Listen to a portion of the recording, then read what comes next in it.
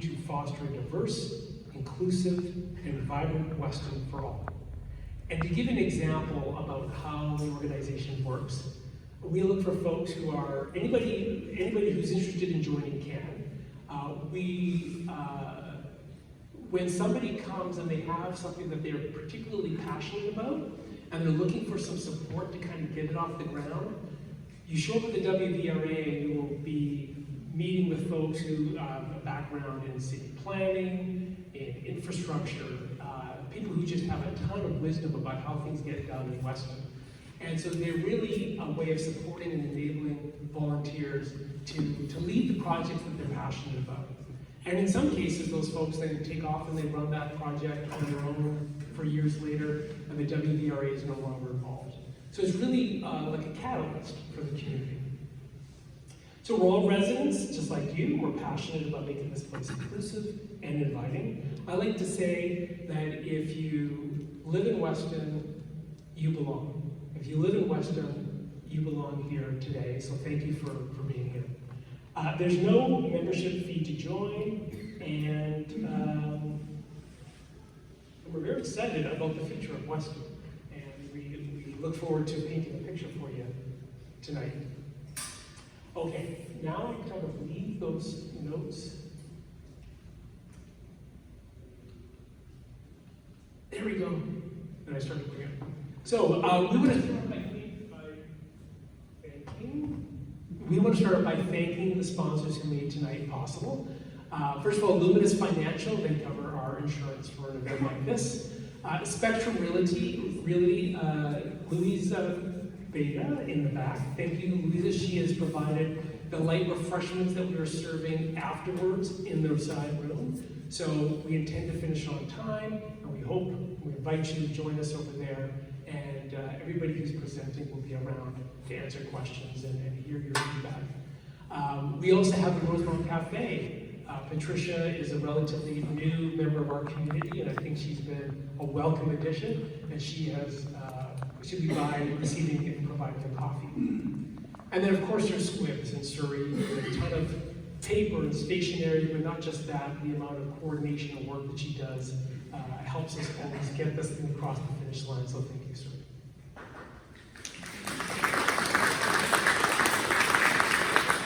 And thank you, because you are the folks here tonight, which tells me you were willing to turn off the TV or leave the kids. That might have been easy. And come tonight. And this, being here is really a sign that you are engaged, that you're curious, that you're interested, and we really appreciate that. And if there is anything that you can take from tonight that has inspired you or that you would like to see take root, we hope that you will go home and share that with your neighbors so that we can build some momentum, because it's really going to be important to get some of these ambitious projects across the finish line. And I do recognize some volunteers around the community here in the audience. So if you are doing things to make your community better, it might be picking up garbage, it might be helping out with a community event. Whatever it is that you do, we want to thank you, because you are a community builder and you are what makes this place special. This is our agenda tonight. So I finished the welcome agenda, and I will soon invite Councillor Nunziata. So actually, Councillor, if you wouldn't mind joining us, that would be great. And then after her, I will recap the survey that was done. Who here took the community survey that came out on Labor Day? Great, good showing. We're going to quickly recap that for you because it guides the rest of the agenda. We will talk about items 1 through 5. Those are the special projects that rose to the top.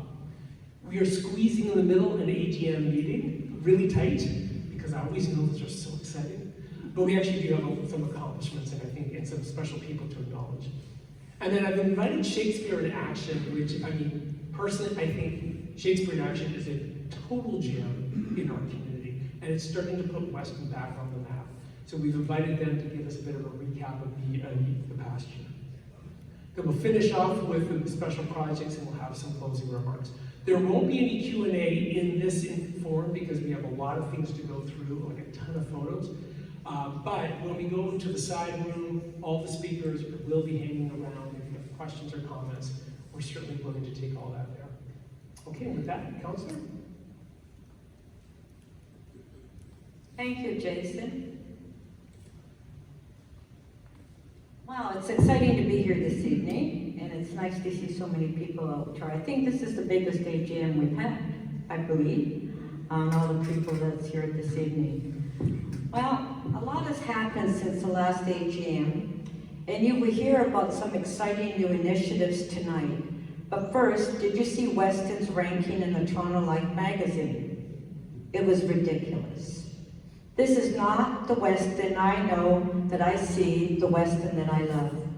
The turnout tonight says a lot about this community. I wish the editors of that magazine were here to see this tonight. We in Weston are engaged and we are proud of this place, and we should be.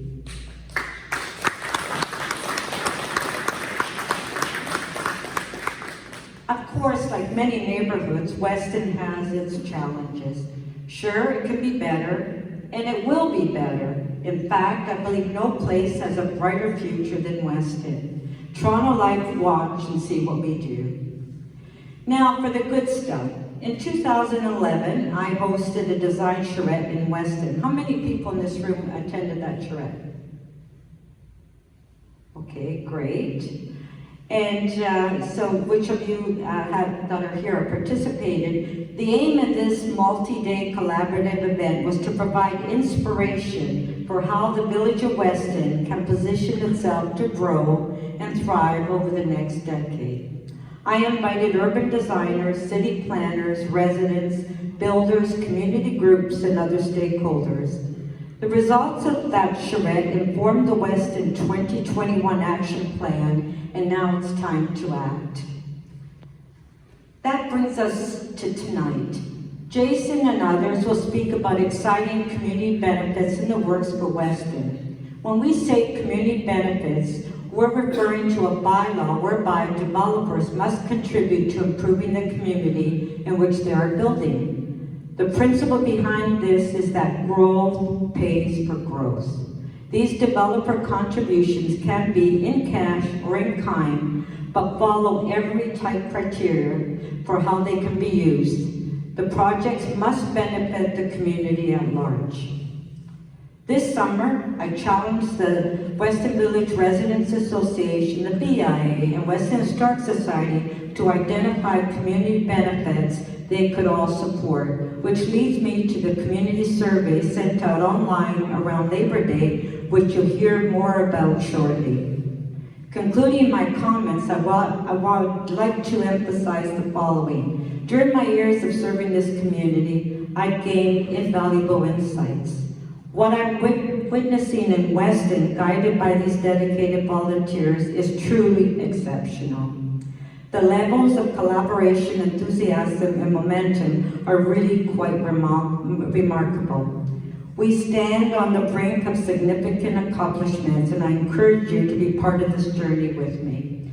Before I pass it back on to Jason, I just want to mention, as most of you know, that we're involved in the Mid-Humber Gap, attended most of these meetings. And as you know, there was the city put forward their position on alternate, and unfortunately, the province appealed on what we wanted, what the city wanted. So we had to go to court and challenge the province on the initiative for the Mid-Humber Gap. And I'm pleased to say that the city has been successful. So we are getting the Mid-Humber Gap. And in its challenge to the province, we have achieved a successful settlement. The court only gave the city $5,000 in legal fees. I'm sure it was more than that in the courts. But anyway, at least we got $5,000. It's better than nothing. And so the project now, the ministry has 30 days from November the 8th to appeal that, which I don't believe they are, because we did we were very successful in that challenge. So I'm pleased to say that after 30 days, then we will start the project for the Mid-Humber Gap. So thank you everyone that was part of that whole process, because there were a number of meetings. And as you know, we're hosting a cycling committee meeting that's coming up in November 28th at Weston Collegiate. So I hope most of you can attend, and that will be a proposal from the city on cycling throughout Weston and throughout Ward 5, and a plan for phase 1 and as well for phase 2. So thank you very much, and I'll now pass it back to Jason. Thank you. That's great, really exciting news. Really exciting news. Forgot my one slide with the puzzle pieces.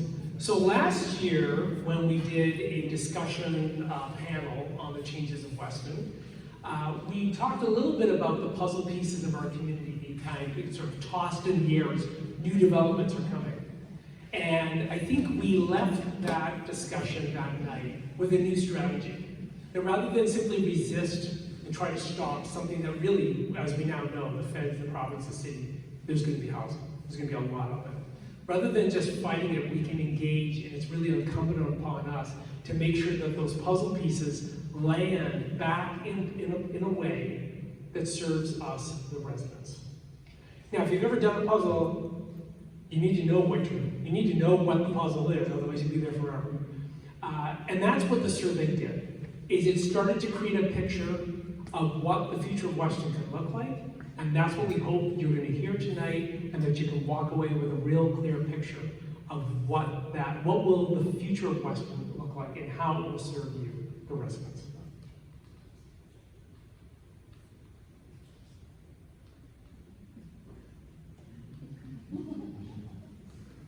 See, I don't know what slide comes next, so.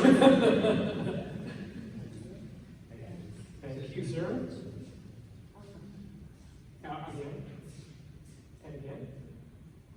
Again. There we go. Thank you very much. And I'm going to stand maybe on this side just to see if the clicker works. Okay, so the survey, you all know about it. It was really a collaboration between 3 different organizations. We don't always agree. We rarely agree on everything. But what we put in the survey and the takeaway from the survey, we certainly did agree upon. Dave, you maybe might point it. Yeah. Thank you. Okay, so by the numbers, the survey was out for 2 weeks. It was the biggest survey we've ever conducted. It was 22 different ideas. It was about 18 minutes. In market research, I can tell you that is the kiss of death. But we had 227 people complete the survey. You get over 100, and you start to know it's representative. When you get 227, it's spectacular. So thank you everybody who completed the survey. Here's the really amazing part. 9 in 10 of the responses were that the ideas were highly appealing, or neutral. And what that means is only 1 in 10 votes cast were to say that something was unappealing. This represents an incredible amount of enthusiasm. And I know that there is a lot of pent-up energy to see positive changes happening in the community. And that was really helpful because 10 years ago, I don't think we would have seen that much positivity. There were also 94 added comments and ideas, and we read each and every one of them, and they went into... Is that me? Oh, the school. I haven't been to a school in 35 years. So here's the criteria we used, because the results of the survey was not simply what we went with. We took what rose to the top, and then we had to see, does it fit the city's criteria? Not all the ideas did, because we were working really fast and we didn't get a chance to filter them all. So it had to fit this strict criteria for community benefits. Next, we asked, does it improve the livability? Does it improve the livability of the community for residents? Does it enhance the economic viability of our main street? Will it allow shops to grow and flourish, and to better shops even that can better serve our needs as residents? And does it help grow Weston's reputation as a great place to live, work, and play? So that's the filter we used as we identified those major projects. If you're on our mailing list, and you might be if you sign something on the way in, you'll see this online, and this were all the ideas, and this is the ranking. So we're not going to go through in any detail. All I'm going to say is that the ideas you see tonight pretty much had in that 80 to 90% appeal. That's how high they were scoring, and so we felt very encouraged to be able to put some energy behind them. And if you didn't get a picture, because I'm going to change the slide, it's online. Okay. Jamie Cameron last year walked us through all the different developments that are being proposed or approved for Weston. There are a lot. Not all of them will necessarily cross the finish line, so I'm told. But I wanted to just put this out here because these are the developments, and I know you can't see it from there. We're not going to walk through it. Do we make this available online? I think we can, yeah. So these are the projects where the community benefits come from. Okay? All right. So that being said, that's the survey recap. I want to invite John Frogley-Rawson up to join me, and we'll talk a little bit about a major new project.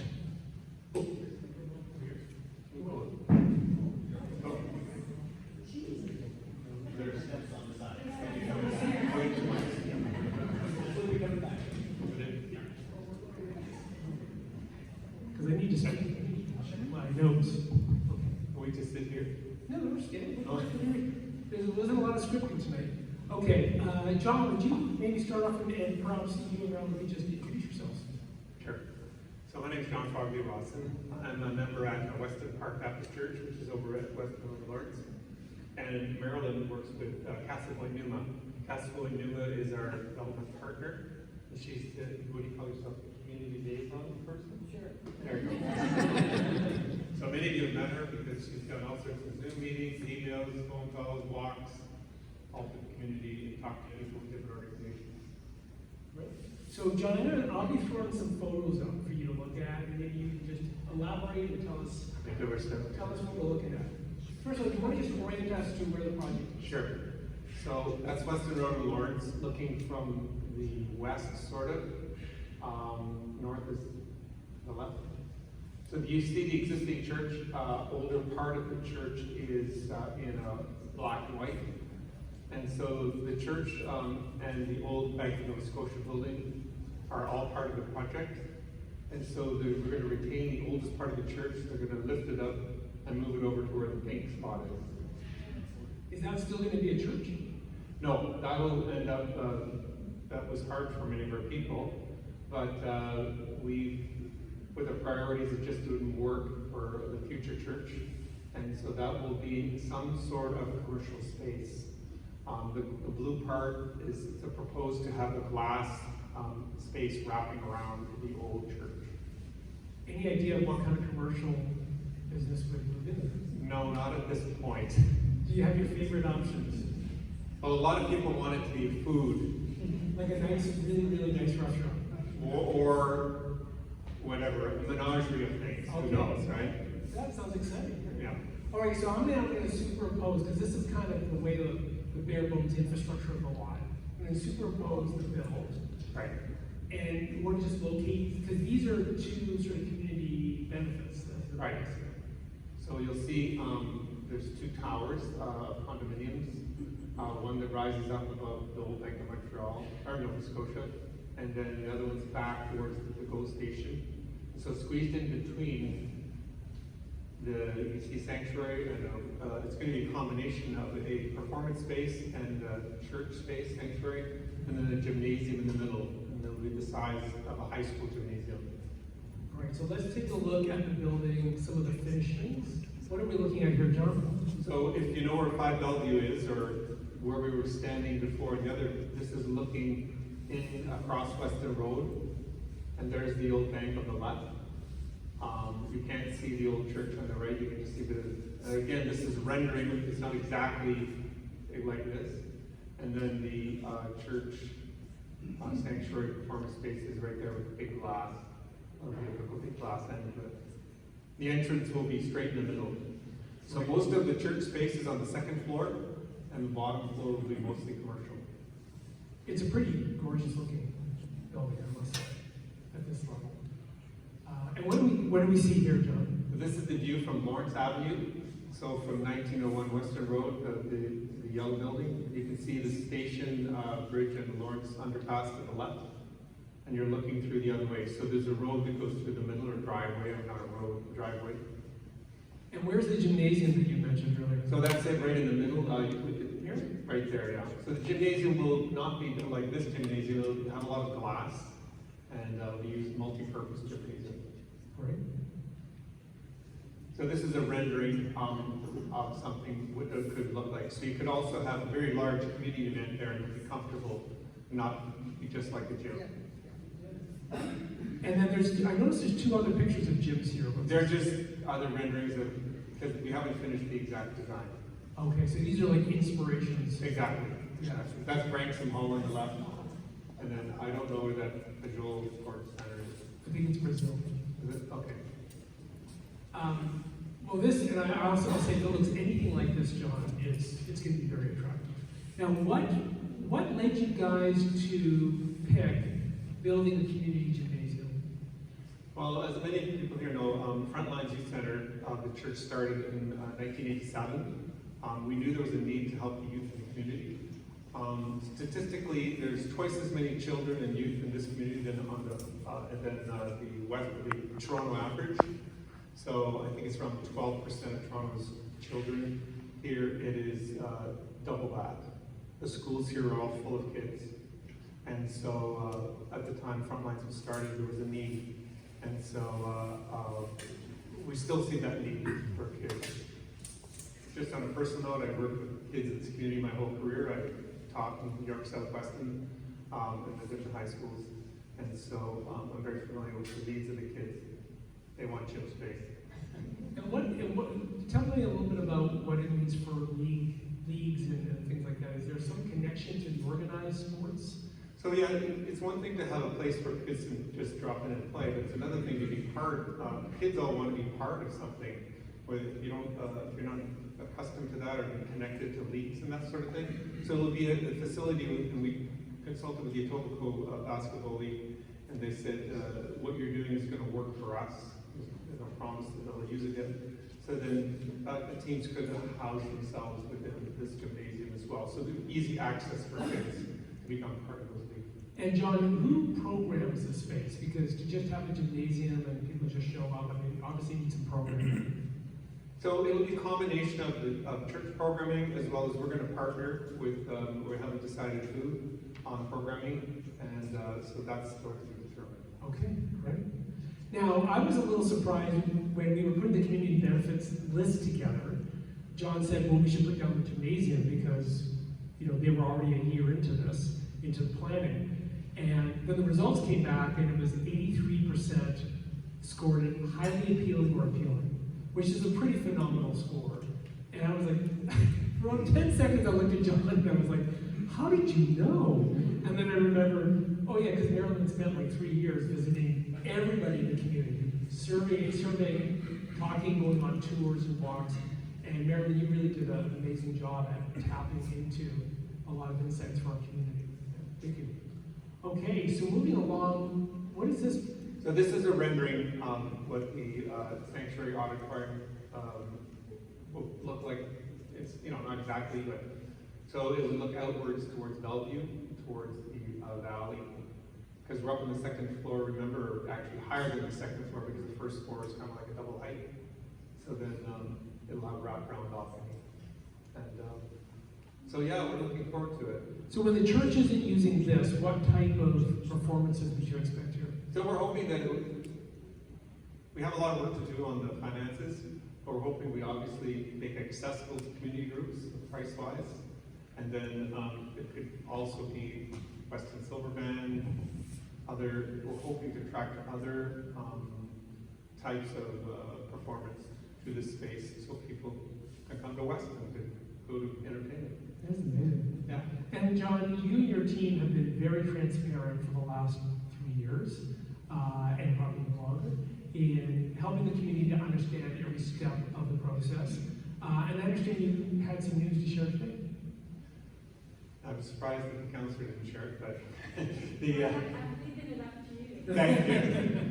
Well, Marilyn, so we went to the Etobicoke York Community Council, which is the first step of approval with the city, right? Before it goes to the final council, and we were approved. The project is approved.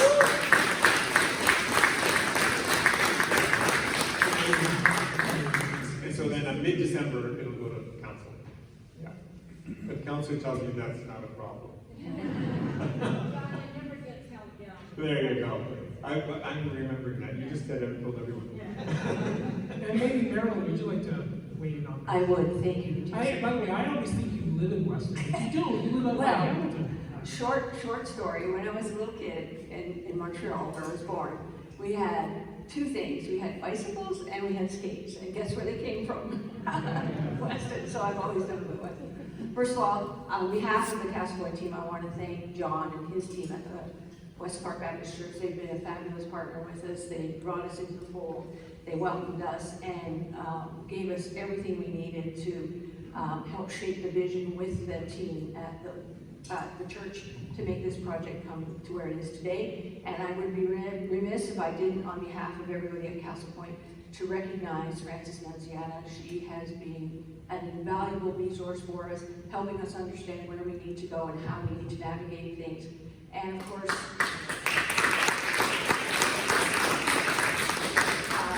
there's an expression, know your audience. The Weston Village Residents Association have opened their doors and their memory banks to tell me all about the great things that go on in Weston, where the evolution and the transformation of Weston has been. So I want to thank, on behalf of everybody from the West Park Baptist Church and Castle Point, that we could not be where we are today without the input of all of you. So thank you again. Thank you, John.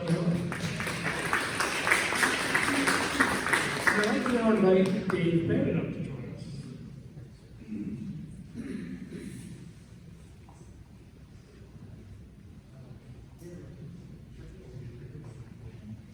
So I gave Dave that little piece of paper to have something read, but I see he's not holding it. So, Dave, you've got a better memory than me. Why don't you tell us, well, first, would you please, I mean, most people know who you are, but would you please introduce yourself and kind of how you're involved in this idea? Sure. So, Dave Bennett with the Weston Village Residents Association, been involved with this group for a dozen years, and the school for probably 15 years, thanks to Laura. We're in a brand new school here tonight. And I know there's a handful of people here just to see the new school. So thank you very much. I really appreciate you coming tonight. And so a lot of people know that I have 4 children. So most of my volunteering is child-centric. Okay, for a very good reason, even though they're all adults now. The youngest just turned 19 yesterday, and so that doesn't mean that Weston Minor Hockey and everybody shorter than this isn't near and dear to my heart. I know that we have a lot of ice pads in the area, and all my kids played hockey, but we need something a little different. But everybody looks forward to being crisp outside and snowy, and offering something just a little different than shinny, which allows the people that are beginners, older, newer, allow them a chance without getting murdered by my sled kids going out on the ice, right? And so something like this really curbed my interest, and I put up my hand as a champion, and you mentioned champions earlier tonight. Yeah. So the Discovery Ice Trail was originally proposed in the survey as a sort of a forest skating trail for, say, 3 to 4 months out of the year. And then come summertime or spring-summer, it would be used as a sort of a discovery walk with, some notification, like, what do you call those, information boards, talking about the natural environment, maybe some indigenous learnings about the planet and our relationship to it. And so conceptually, it's a very strong idea, and it has at the heart of it the idea of introducing not just getting all of us residents out of our homes in the winter in another one of those third places to congregate, but it is also a way for new Canadians to become sort of acculturated and learn a little bit more about this place and to meet their neighbors. And so that's something very exciting about this project. Now, Where are we at right now? You and I went on a tour with the counselor and the parks and rec recently, so what did we learn? Yeah, and so just prior to that, what we did is we looked around. No different than this school. You just don't say, throw me up to school. You go visit other schools and talk to the people in the know there. What's working for you, what's not working for you. And so we did the same in Ontario. Surprisingly, there is 32 ice trails in Ontario. Shocked. And and there's a big wide variety of those. Of course, there's natural up north, right? Kilometers long. We're not getting that. And then there's all the artificial ones here. As an ice builder on Denison Park, right? We definitely need that assistance, and so we kind of had a good idea what we were looking at, and so there's a trail near in Etobicoke, and it's the Colonial Smith Trail, and beautiful trail. They can't play shinny on it. And so it's kind of like a figure 8, and we looked around in Weston on where that would fit, because we wanted to be very centric to Weston and really try to focus, no different than John's beautiful gymnasium. Get it central where all of the density is and the shops are, and that checks off a lot of boxes, and I'm all about checking off boxes. And so we met with the parks developer for the west side in Cruchain Park on Monday. And so we're not about pie in the sky here, we're actively moving on all of these things. And that day he sent out an email to TRCA. And so that is the governing body for all of our floodplains. And so that's a beautiful area down there.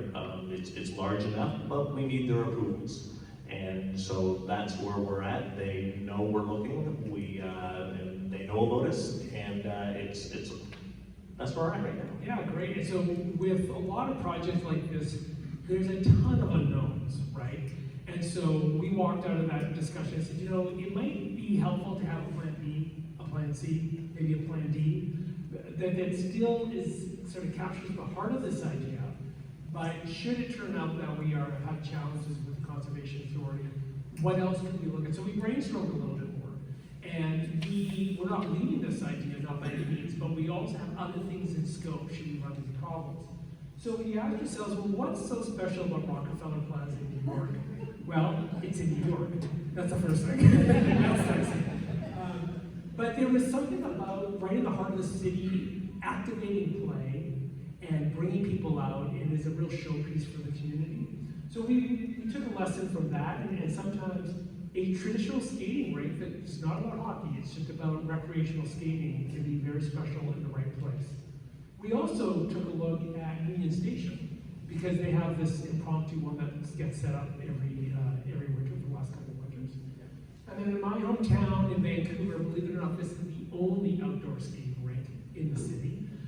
This is the Robson Media Center for over 40 years. This has been a magnet in the city.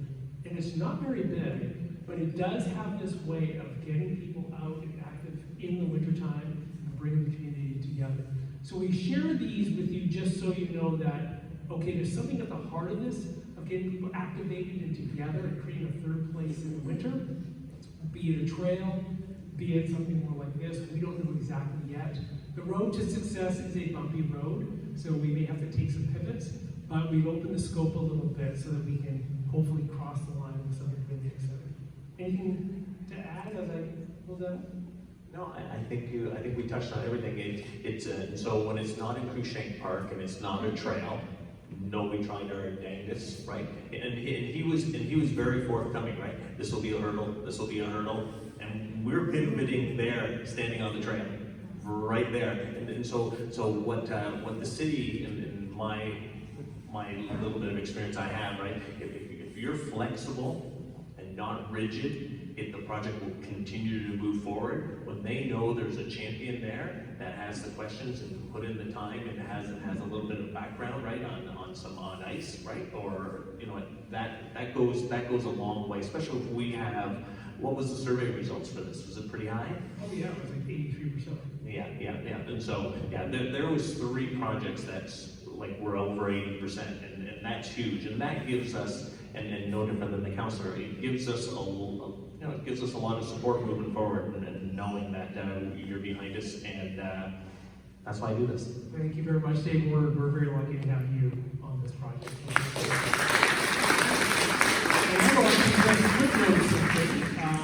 I will footnote that the councillor has already secured seed money for this project.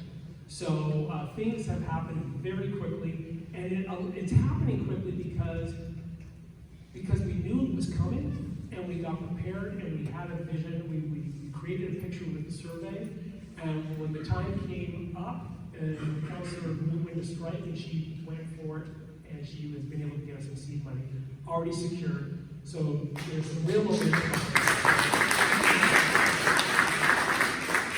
That brings us back to the agenda. Now we're going to ask Tom Costantino, who's our chairperson for the Weston Village Resident Association, to take over, and I'll be back shortly.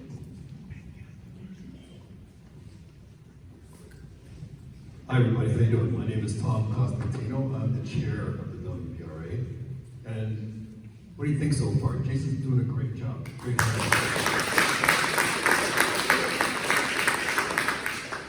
So I'm just going to talk a little bit about, there we are, some of our events that we've had this year. So we've had live stream, we had a live stream last year with our AGM, which really actually quite successful. We had quite a number of people visit the YouTube after we actually published it, so it was amazing. Pumpkin parades, we did it at 3 sites this year: Elm Park, Denison, and Pelham. And I really want to thank the volunteer leaders who went and did that. That's Daniela Shavano, Rebecca Amaral, and Nora Yadjoni. Thank you. And the natural ice rinks, like Dave was talking about, 2 sites, one at Denison Park and one at Merrill Park. And there we had Lori Mace and James Peronin. Thank you very much. Now, the community survey. As Jason mentioned, we wanted to be prepared, as the community benefits is structured now, is when a developer puts in their application, there has to be some allotment for the community benefits money right at that time. So we wanted to be prepared for that, which is why we went into the survey and gave councillor some of the ideas we wanted to, which is how we got seed money for this project on the ice project. So we had 227 participants with 5 major initiatives, and now we're going to create some subcommittees to actually be champions for each of those as we get through it.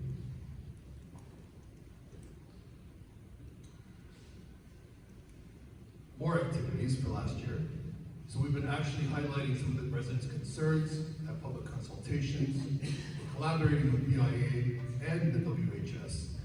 We're promoting and supporting local businesses and liaising with city departments regarding cycling networks and the Humber Gap, which was great news that we heard about the Humber Gap this week. So that was amazing.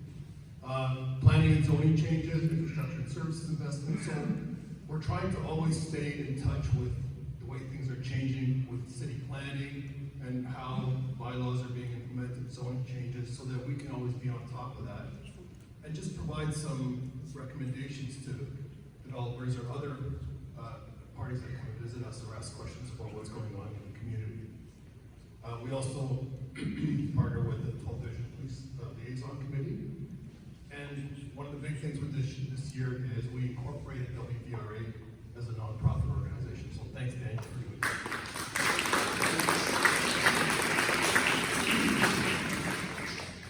It just allows us to be better equipped to have events like this, or even fundraising events if we're an incorporated organization. It helps with liability and things like that. So thanks again, Daniel, for helping us do that. And I also want to thank these volunteers for all the great work they've done. As I mentioned, Daniela Shavano, Rebecca Amaral, Nora Biagioni, Lori Mace, and Trevor Comer, one of the WVRA members, James Peronin, and then one of our partners, Sandy Ross from the Weston Lions Club, Leslie Ross from Western Lion Hockey, Audrey Schwartz from the Weston PIA, and Sherry Hurst from the Weston Historical Society. Thank you. Thank you all.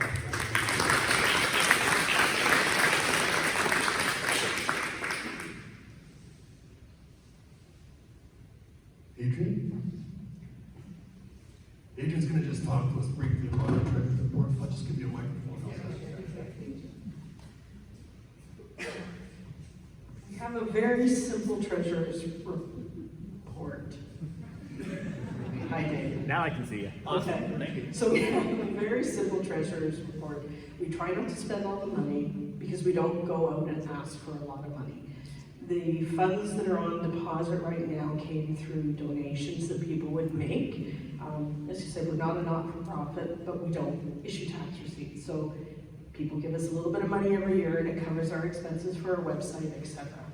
So right now we have in our community general account, $2,343.88. We have a Canada Day account that was a grant that was given to us, and we have to get that spent every year. Because of COVID, we were a little bit behind in 2022 in the event, so we're now down to $50, and so we're back on track of getting that completely cleared out. Lamplight account was another grant that we received a number of years ago to offer movie nights in the park. And we have a little bit of money left if we want to do that kind of an event again. That in the past was usually scheduled around Neighbours Night Out. Because the money is invested at a credit union, you have what is called your membership share. So your ownership in the credit union is there at $104.10.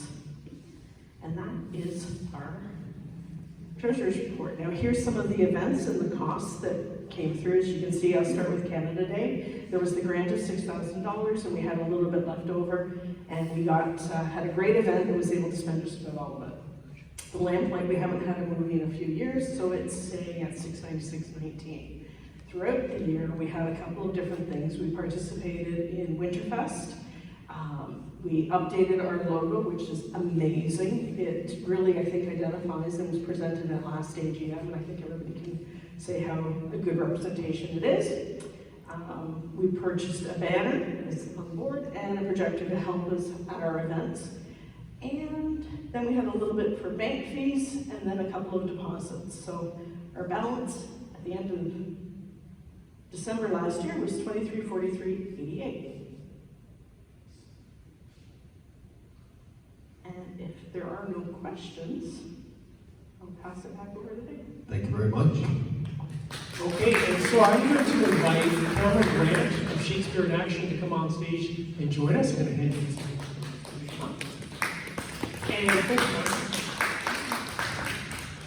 And what you see here is our QR code. Our QR code, so that'll take you to our website, and if it doesn't work, I think I have a bigger version of it at the end.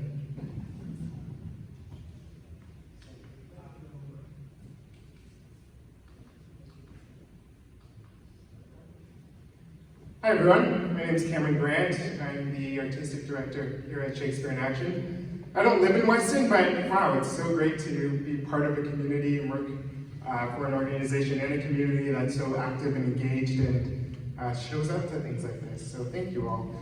So Shakespeare in Action is an award-winning professional theater company and arts education company. We have a passion for the exploration of performance, both classical and contemporary, and stories that are relevant to our community. And we kind of strive to achieve this through three pillars of programming. Our artistic programming, so producing works throughout the year in parks and schools, also developing professional new works to be presented, investing in community, so finding opportunities to collaborate with community members and other organizations to bring them into the creative process, and then engaging with youth, either through schools or educational programming in our space at Artscape Weston Common. We've had a really busy year this year. It was an exciting one. It was our first year back really from all of the shutdowns and the disruptions of the pandemic. And so we really took the time to reflect on who we are, where we've been in the past, and where we'd like to go.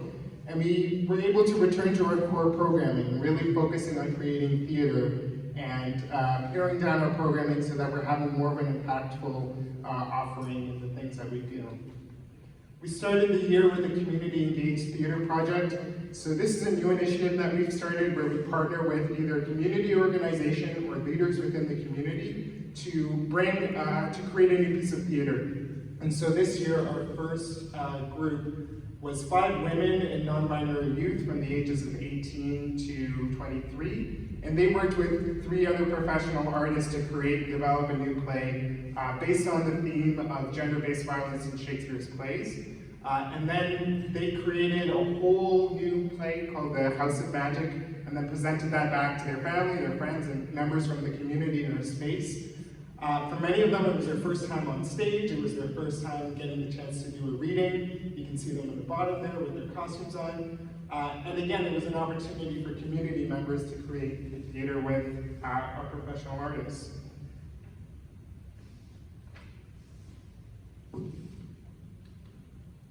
We also did Otaheyu, so we continued our tradition of producing in Little Avenue Memorial Park. We were there for 2.5 weeks from August 4th to the 20th. We did 10 performances, and thank you, I don't know if any of you saw it, but about 1,000 people came out.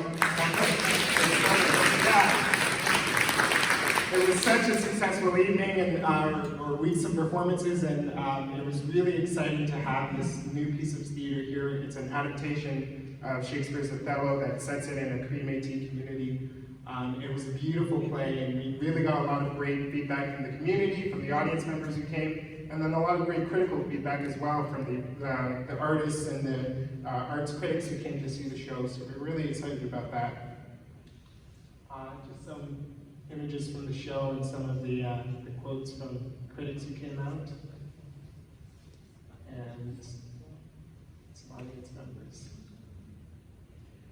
For the first time this year, we participated in Nuit Blanche. We joined Artscape Weston Common, the building, and then Urban Arts, who's our neighbor studio in Artscape Weston Commons, and the 3 of us teamed up to contribute to Nuit Blanche. So we kind of brought it to Weston, and it was really exciting. We had about 215 people come through our exhibit. We partnered with Access Alliance to exhibit 100 stories, over 100 stories, from people who are living in this area of Toronto with precarious immigration status and their experiences of navigating and living in Toronto and accessing services.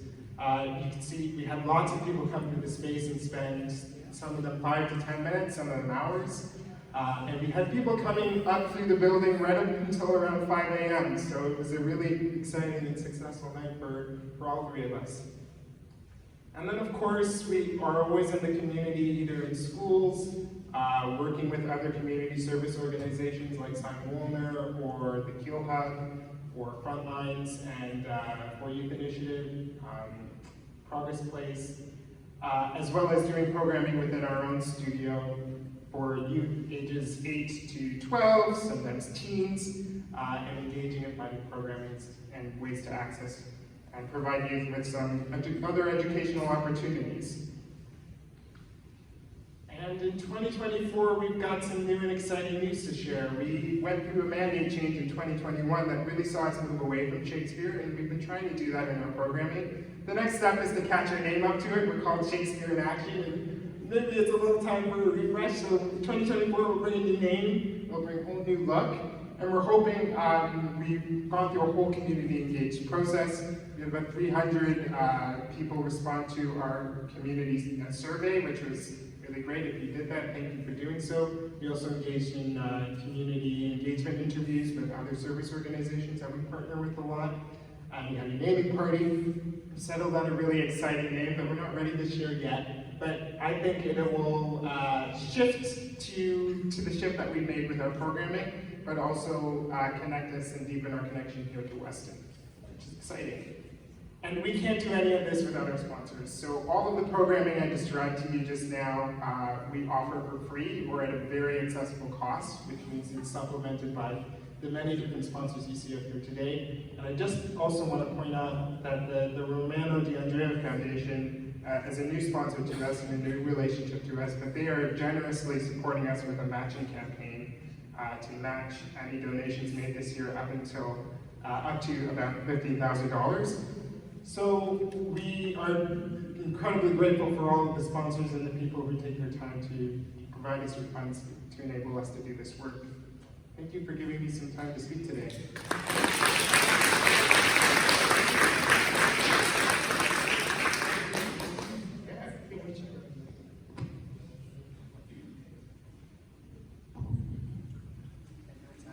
Thank you. I'm a big fan. That's great. It's Shakespeare in Action is just like you guys do just such amazing work.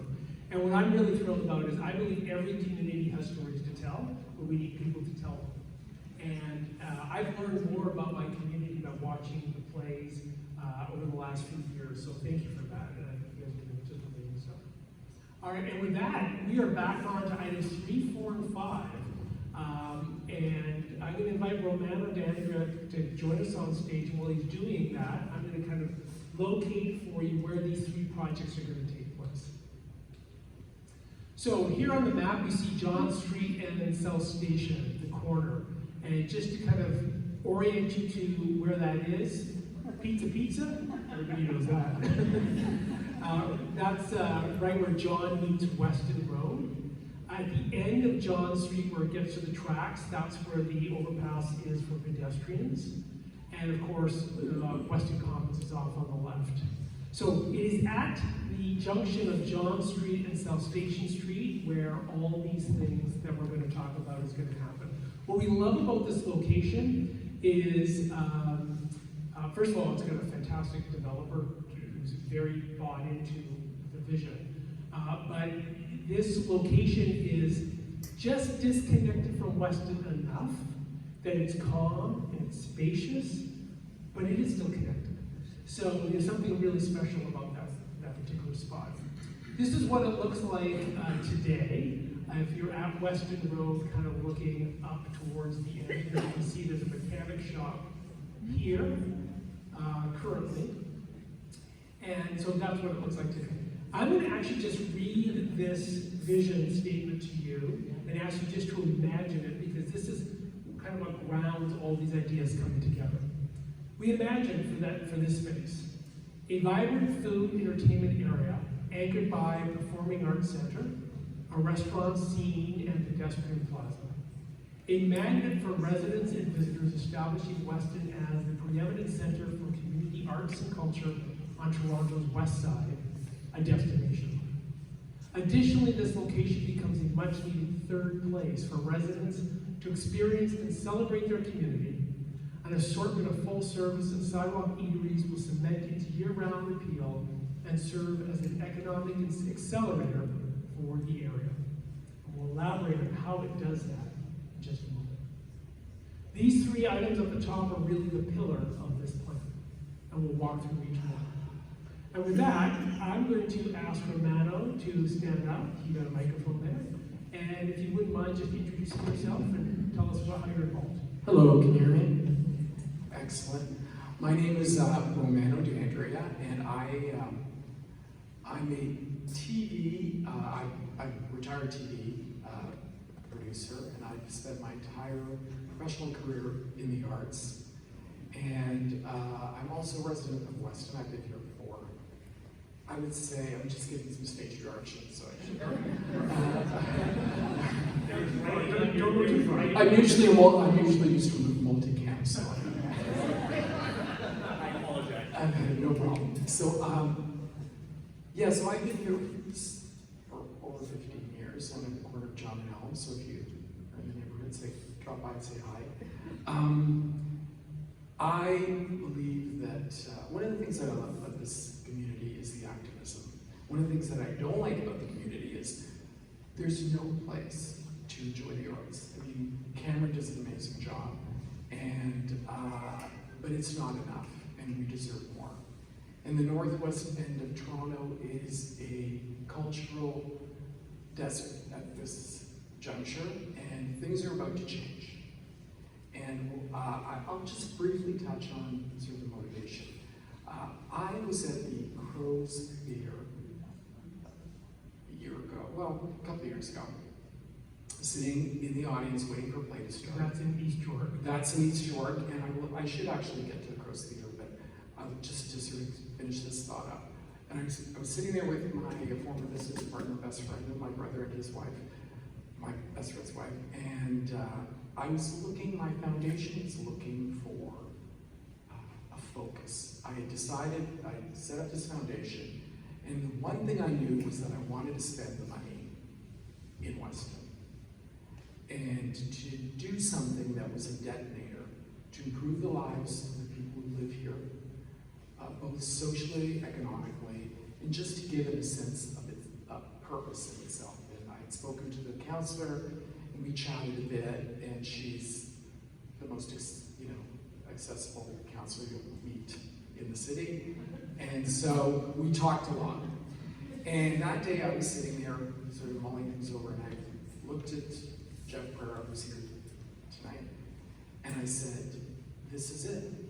And he said, what do you mean? This is the detonator.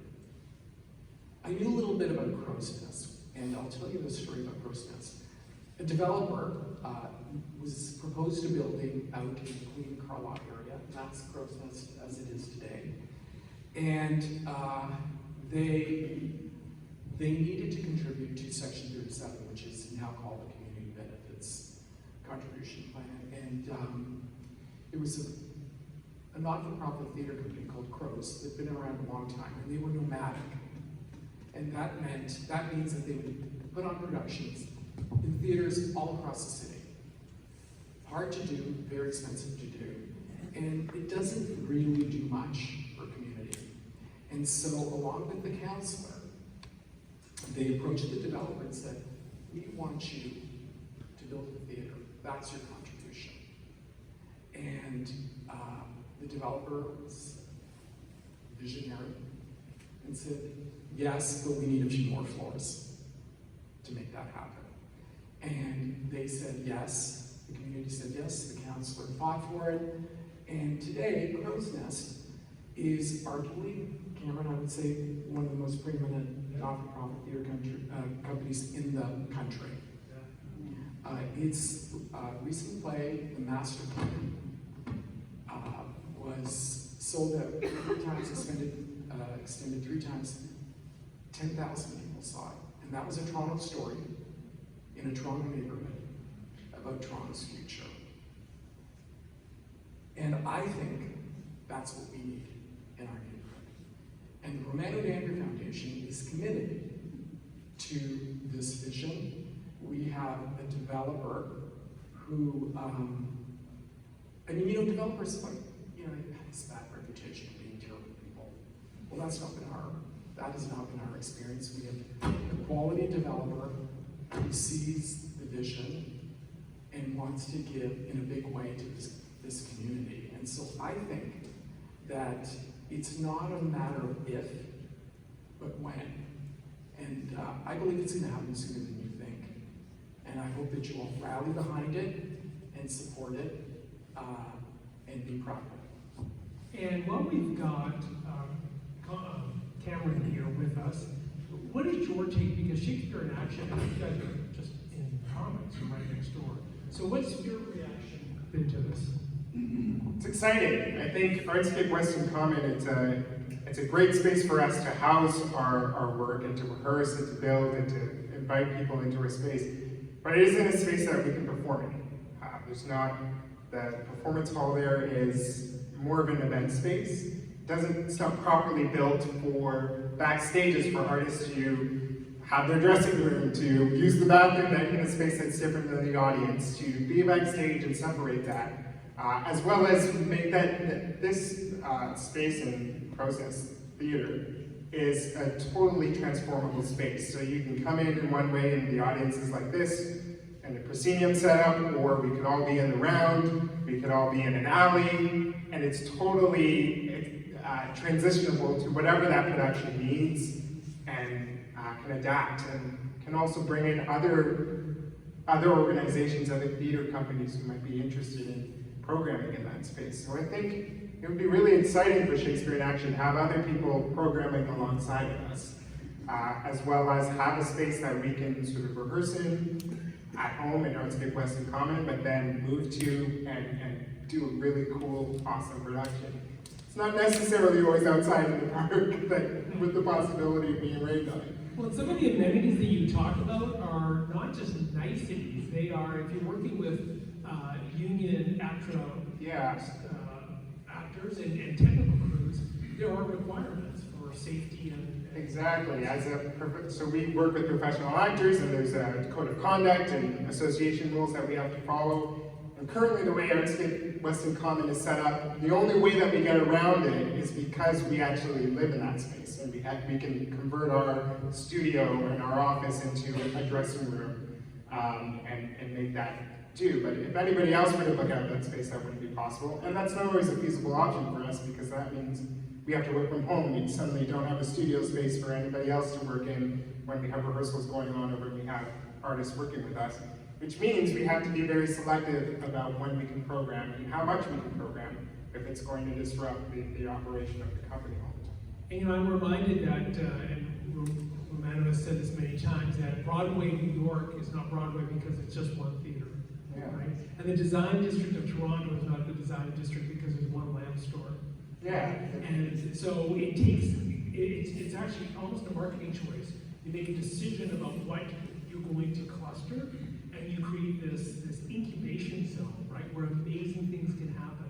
And when you consider what Artscape is and what this will be, and the performance hall that John just spoke about, there's a real opportunity to unlock the talents of local people in Weston. So I think it's super exciting. Yeah, the synergy, right? There's that opportunity that people think, oh, okay, if I'm going to program my show in this Performing Arts Center in Weston, then at least I know there's an audience there, there's space, there's other spaces that people can use, that the audience is building around. It's really exciting that we'd be able to just cross the street, go into the theater. Great, and so thank you very much, Cameron. And I want to add one more thing about, Jason, we've spoken about this. What's interesting about, can you hear me? Yeah. Is that the way not-for-profit theaters work in the city is they run a season, which usually starts in September and ends in May.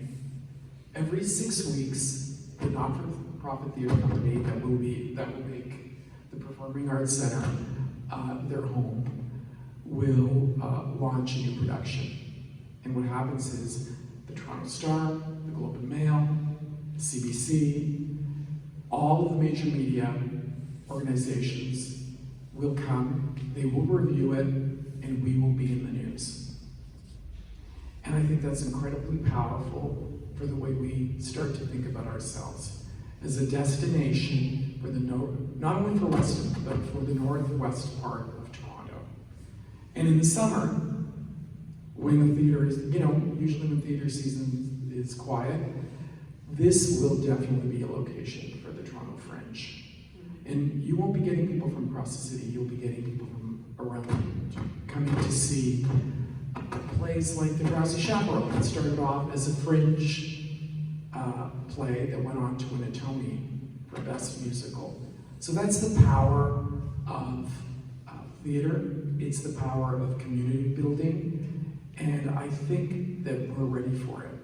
And I think we have a great developer who sees that vision, sees the benefit to the community, sees the benefit of creating this detonator for the community and for its new residents. So, I don't know, Devron, Stephanie's here, thank you so much. And thank you to you and your team for being incredibly time. Thanks a lot.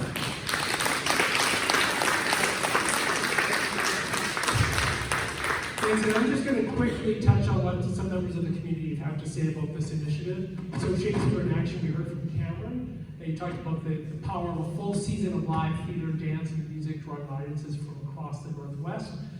Suibbs mentions it's an exciting project, will bring vibrancy to our main street. Remember, all these people coming from across the city will come for a dinner before or after, and they will be looking for other services and amenities in the community.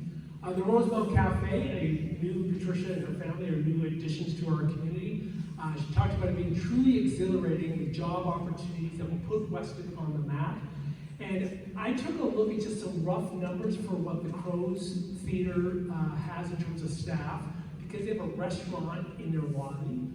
Between the restaurant and the theater themselves, it's about 60 employees. And And if you brought that kind of industry to Weston, you would double the top employer on Weston Main Street today. So it means jobs, it means potential of bringing people some improved livelihood. And then finally, the Historical Society talks about this project being transformative to an area that desperately needs it, more entertainment options, and of course, the storytelling. Our community has stories, really powerful stories to tell, and it would be lovely to see them happen here. All right, thank you very much for that. I would like to now invite Tom back up on stage, and this is pure inspiration for me. I picked this off of Google. Nobody else handed it to me. I just thought, gee, wouldn't that be really nice to go after work and meet up with friends, right? So I know Lisa's like, so one of my neighbors here tonight, and I remember the first week she showed up on the street, she was like, oh my God, we need a wine bar. So we've kind of designated her patio a wine bar. But, you know, sociologists talk about a third place. That is in a place other than work and home, where you feel like you belong, where you feel connected to your community, where if you weren't there, you would be missed. And Weston, this is one of the things we picked out of the comments that people filled in on the survey, was we desperately need more third places where we can get together with friends and neighbors. And that's what these next two projects will really create. A restaurant entertainment district and a plaza on John Street. So, let's take a look at, these were some scenes that help bring to life what a vibrant restaurant cafe can look like on John Street. Some are from tropical locations, if you know. But Tom, what was your take on this idea and what it can mean for the community? So I think there's such a big opportunity here because, as you mentioned earlier, this location is just off the main street, but it's excuse me, it's very accessible. It's walking distance from all the neighborhoods around, and there's not as much traffic. It actually could be an area that could be pedestrian only in the future, which would make it an even better space for having a plaza and potentially activating that street with restaurants and outdoor eating facilities. So I think that's some great opportunity that we have here. Perfect lead-in for my next slide. So this is a picture from near the Pizza looking over towards the, I think I showed this earlier, there's the pedestrian walkway over to the other side. And so I just grabbed some art from Devron, the development. This is just an artist rendering reactivating the space, and it would be in this area here that we would see the opportunity to create some restaurants along that area. And in fact, I believe they were looking at about 5,000 square feet of commercial space on the main floor, which would create an opportunity for a restaurant, a cafe, maybe a wine bar, something like that. And what we are looking for is an anchor restaurant. So if you have something in mind, let us know. We've got to get them on board really early. And Devon has said, look, we don't make as much money with a restaurant as a commercial tenant. However, they would be prepared to forego some of that profit, and they would even be consider building to suit for the appropriate type of restaurateur. So it could be a brew pub, it could be somebody from the Liberty Group, it could be an O&B restaurant, it could be State and Main, I think is part of Recipe Inc., I'm not exactly sure. But there are enterprise restaurants, and then there's kind of grassroots folks, but we want somebody to anchor it that really knows how to draw a crowd and how to actually bring more people out of their homes and into this area. Yeah, I mean, it's really about trying to activate this area right here. It's the way that Devron is planning their project after we've spoken to them is that there will be no vehicle access to their building on this part of it. It's going to be down on South Station. So this leaves this whole area for pedestrian-only, street-level activation. Yes, or certainly pedestrian first. So look at what we're giving up. You know, there is an auto body or mechanic shop here. You know, if you just start to think about the potential of this place, and not throwing any signals, you know, somebody running a business that's getting a lot of business, but it's not really doing much for the broader community, so it's got a lot of potential. I love this photo, I'll tell you why, because I took it on an early October afternoon, and I just couldn't believe how the sun comes down and strikes John Street. And that's why, it's one of the reasons why John Street, I think, is such a perfect place to have your restaurant cafe district. And these are other inspiration photos, and this is real stuff that's happening at the Crow's Nest.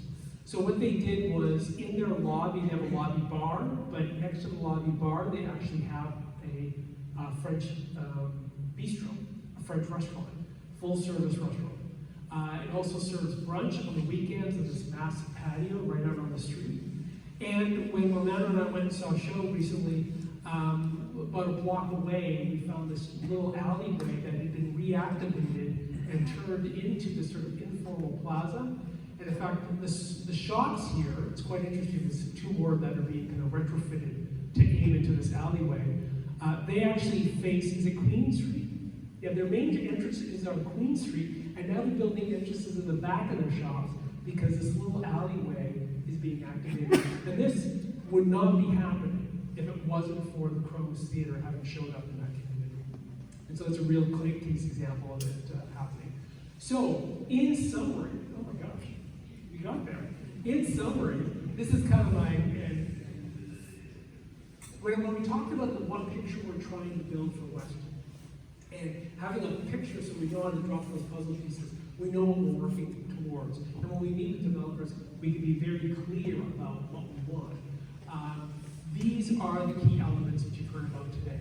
And if there's something here that excites you, if there's something here that you're really motivated to get behind, we would invite you to A, talk to your neighbors about it, because we need that momentum to get this stuff over the finish line.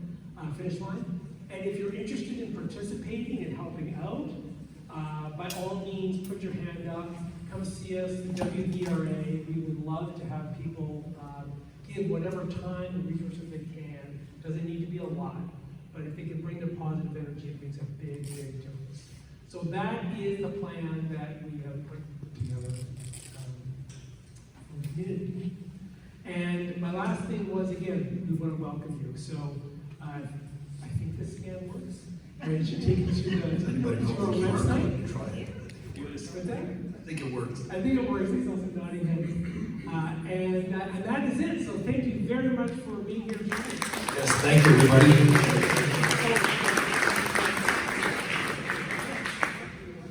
Sorry, Councilor's going to come back. Oh, Francis wants the closing remarks.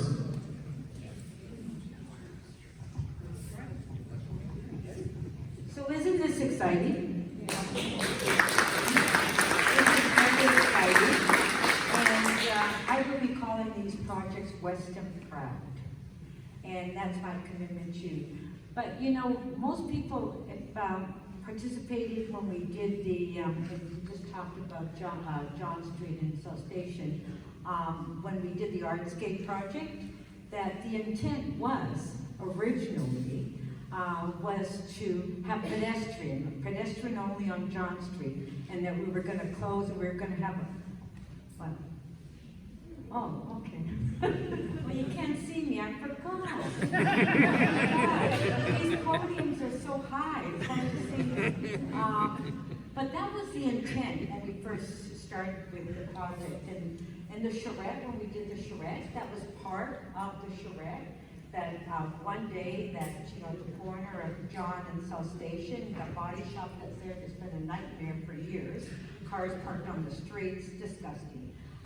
That we would redevelop that whole intersection, right? So we're actually where we were when we did the charrette, but we just wanted it to happen faster.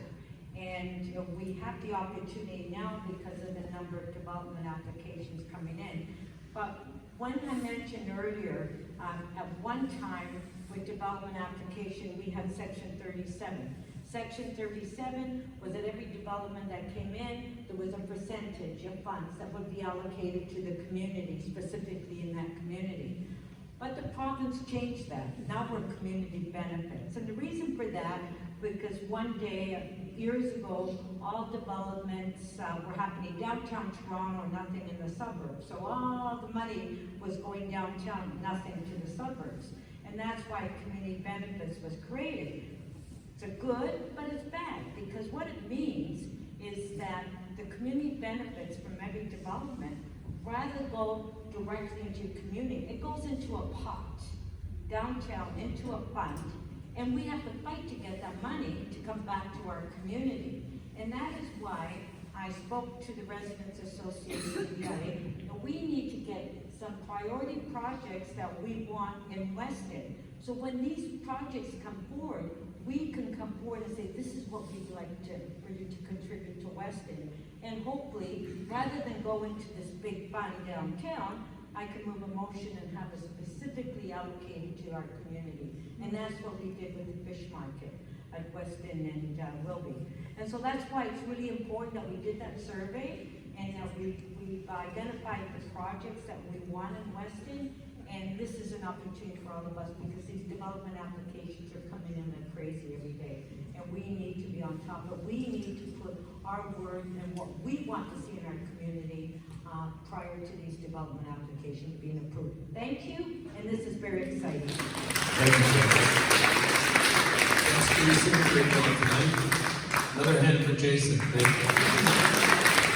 And of course, we're not serving what questions next door, so if you can hang around for just a little longer, we would love to see you to talk and find out what excited you. And we took a little poll on your way in. I don't think it turned out the way we expected. But, sir, what were the results of the poll was, at this moment, are you proud of Weston or not so much? Well, there's more than 32 people in this room, but 32 people voted. 2 of them I think was concerning, you know, just to get a rise out of me. I won't say who it is, but we had 30 positive responses. All right, so we got a lot of pride here. If I did correctly, Council, this combination of activities and projects is under the umbrella called Weston Proud. Is that what you're calling it? Yes. Wonderful, and that is your commitment to us. That's my commitment. Get it across the finish line. All right, thank you very much. Thank you. The room next door over here, there's some refreshments. Please help yourself. Thank you.